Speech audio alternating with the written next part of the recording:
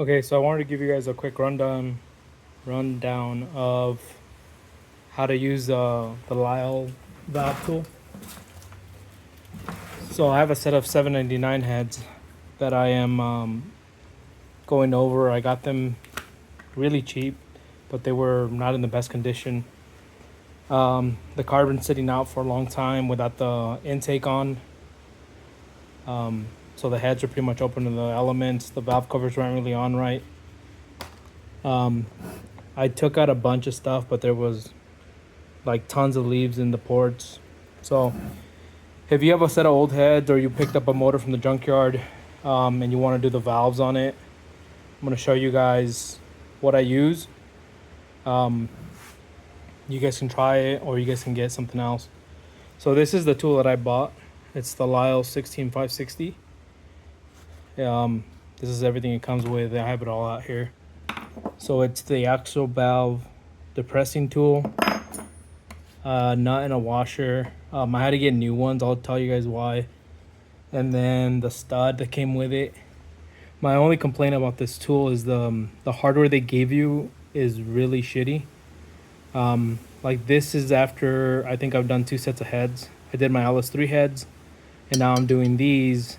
And the stud is, I don't know if you can tell, but the stud is pretty much stripped, starting to strip, and that's right about where you compress down to get the retainers out. So yes, it's gonna have a lot of stress right in that section, but I would think it'd be stronger than that. So if my only complaint about this tool is the hardware. So the stud is really shit. The nut and washer they give you also are really bad. I had these laying around. The nuts do take quite a bit of a beating. As you can tell, this one I've only used it for this set of heads, and it's pretty worn out. You could put a little bit of lube or a little bit of like grease or something to try to help it out, but the reality is that this is so cheap that I can just go get another set of replacements for every set of heads that I do and just keep this tool itself. The actual depressing tool is actually really good, really thick, made in America. So it should last for a long time. I've had one of those Chinese ones that's like a double and it presses like 2 valves at a time. And I didn't like how thin it was, and I didn't like how much flex it had on the actual fingers that press down the spring. So I returned it. I bought this, and so far it's been working besides the hardware issue. Also, I bought another lysle tool. This is the 220. This is for the spark plugs. So whoever had these heads last, whoever worked on this motor last, apparently they didn't know how to work on anything. So I don't know if you can tell. He kind of marred up these spark plug threads a little bit. They're not horrible, but the spark plug doesn't go in as easily as it should. And then on a couple of them, I think it was, let me see, I think it was these two, the 2 worst carbon ones. The spark plug, you can kind of see it there. The threads are a little marred up towards the bottom. When I got it, the spark plugs weren't protruding all the way out. They were still maybe 4 or 5 threads back, and they were pretty much tight. So I already went through on this other head. I went through and I cleaned up all the threads.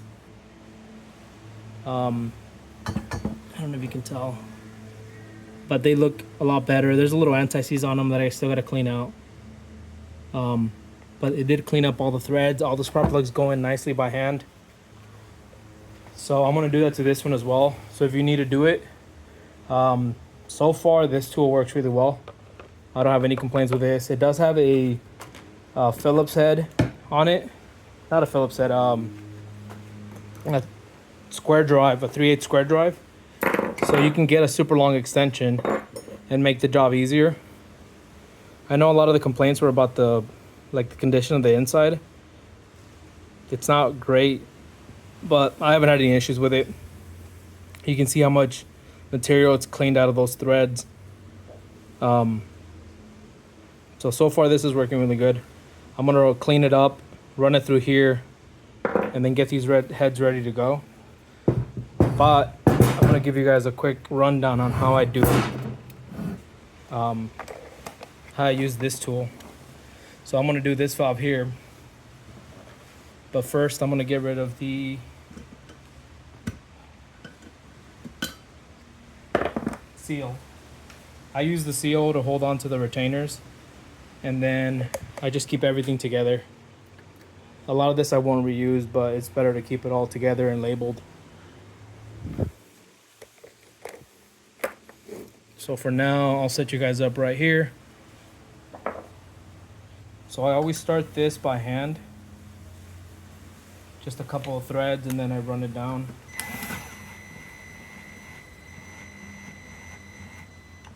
And we're just going to the bottoms. We're not torquing it down. We're not clicking on the gun. Then you just sit it down. This actually falls right into the outside of the retainer here, or the valve spring retainer. So that centers itself pretty easily. And then I go washer, nut, and then you do this by hand. I've seen people do it with like an impact. Personally, I don't like to do it. I prefer the feel of like a hand tool, because I can tell like when it's working, when it's not. Like right now, every single valve on this head was stuck. No matter what I did, basically the valve is moving and it will not come out. So what I'm gonna do is I'm gonna back this up a little bit, maybe like a turn. I'm gonna go back.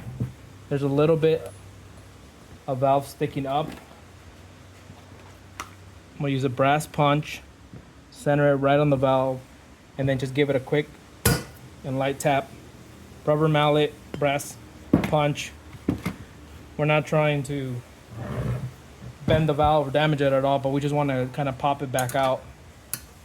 So you just press it down a little more. You grab yourself your magnet. Sometimes you got to push the valve up a little bit, yeah. And then you should be able to just get these out. Come on. I might need to go a little more. Just about another quarter turn. Yeah, that was enough. Get these out. Push your valve out. Get your valve out. Get your retainers. And then you just back your tool up.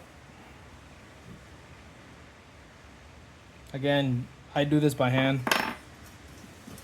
And I understand that some people like the double just because you can do two heads or two valves at a time. Personally, I'm not in that big of a hurry. I like going one at a time, taking my time, and getting it done right. Like I said, I did all those 3 heads with this tool. It worked out great. I upgraded to some dual springs, but you can tell all the stuff that's coming out of these valves. Like there was, and again, I've already pressure washed these. I've already cleaned them. I've blown them out with compressed air, and there's still leaves in it. So I did a leak down test, and basically 2 cylinders out of every head were not holding pressure or not holding liquid in the valve. So, and that was because there was a bunch of this stuff, like basically in between the valves, and preventing it from sealing properly. I am going to lap the valves at some point, but right now, like you can tell, that there's still a bunch of this shit in there. I'm going to lap the valves. Yeah, see, that's, and I might do a little bit of porting, just kind of knock down some of these sharp edges. Nothing crazy. I don't want to go down. I personally don't like porting LS heads way too much. Like I've seen people that port and like knock down this whole like hump inside. I personally don't like doing that. But then again, I'm not really porting for max horsepower. I'm just porting for, daily use and some decent. I will go through and do like maybe a gasket match and knock down some of these sharp edges. Just make them easier to flow, make them look a little better. And I will gasket match or gasket port the exhaust. I'm gonna leave the flat side untouched. I've heard and read different things, but a lot of people say not to touch the base, just to kind of open up the top. So I will do that. Usually the sides are pretty good. It's usually the top that's maybe a little bit too down. So I'll open that up. Just a little bit of light porting. So yeah, I can recommend this tool again with the caveat that the hardware that comes with it is garbage. I'll probably go to McMaster and pick out another stud, and then I'll just get either a packet. I'm gonna see if I can find one of those like bearing style washers that actually spin. Maybe that'll help, and then I'll get better quality nut. So yeah, as long as you're aware that you're gonna probably get the stock hardware did go help me through the first set of heads. I did the whole set without an issue, but on the second set, I noticed the wear on the stud, and the nut was pretty torn up on the bottom side. So I just replaced it with something I had laying around. But overall, if you have any questions, post them in the comments. So these two, if you guys have a question about it, these are the Icon, I think they call them like hose removing pliers. Honestly, they don't work for a lot. Like I use them to pull like spark plug boots out. And then I tried them on here and they actually worked really well, just gripping and twisting. And it comes out super easy. So yeah, like I said, post any questions. I'll answer whatever I can. If, I don't know, you have more experience than I do and you think that I'm doing something wrong, let me know. I'm always down to learn something new. This is, I've done it. I've done a couple sets of heads. I ported quite a few. Currently my LS3 heads are daily driven. They have quite a few miles. They probably about 25,000 miles on them. I haven't had an issue with them.